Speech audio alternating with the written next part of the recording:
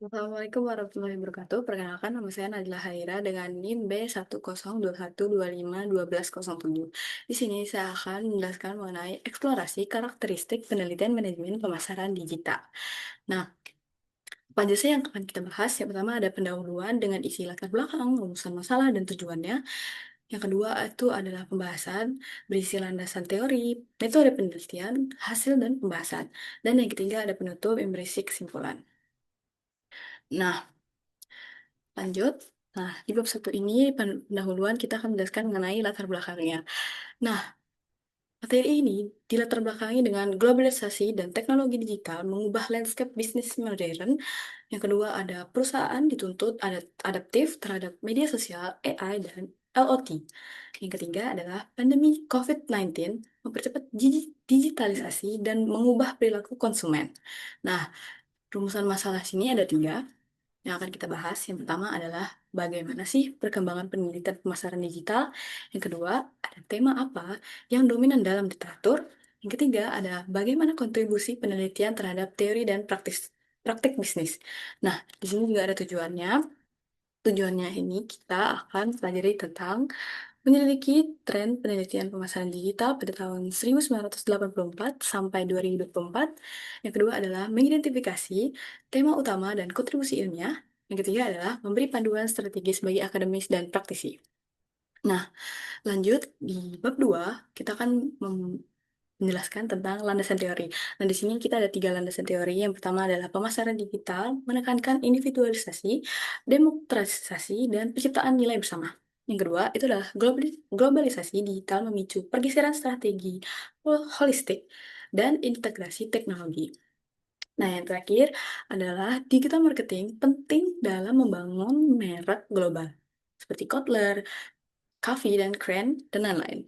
Nah, selanjutnya kita akan masuk ke metode penelitian yang kita pakai untuk meneliti materi ini, yaitu adalah pendekatan biometrik, yaitu analisis statistik atas publikasi ilmiah.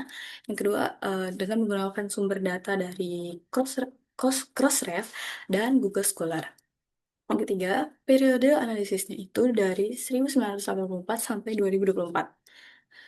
Dan yang terakhir, dengan teknik analisis kutipan, keokutasi, klaster kata kunci, dan visualisasi VOS viewer. Nah, lanjut, kita akan masuk ke hasil pembahasan dari materinya. Nah, yang pertama ini adalah kita akan bahas mengenai matriks data penilaiannya. Kalian bisa lihat dari tabel yang saya tunjukkan. Tabel matriks data penjualan, seperti yang sudah ditampilkan.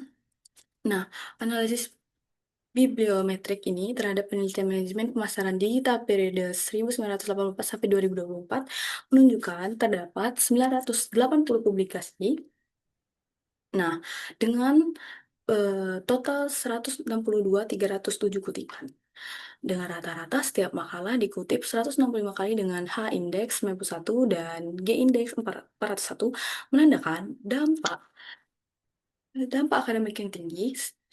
Dan setiap penulis rata-rata menghasilkan 574 makalah dengan 2,26 penulis per artikel.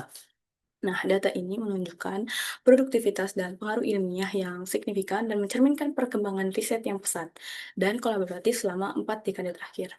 Nah, yang terakhir itu adalah pemetaan jaringan istilahnya. Nah, ini merupakan hubungan antar topik penelitian dalam pemasaran digital.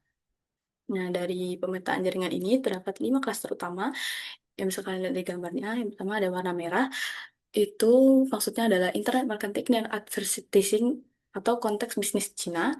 Yang kedua adalah biru, melambangkan digital globalization, AI, dan pendidikan. Yang ketiga adalah hijau, kualitas layanan dan performa UKM online. Yang keempat ada kuning, bermaksud inovasi UKM dan dampak COVID-19. Dan yang terakhir ada cyan blue, yang bermaksud dengan branding dan faktor keberhasilan online.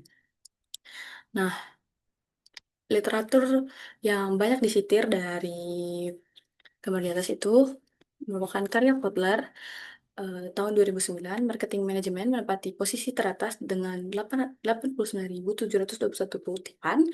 Nah, itu menegaskan pengaruh besar dalam disiplin pemasaran.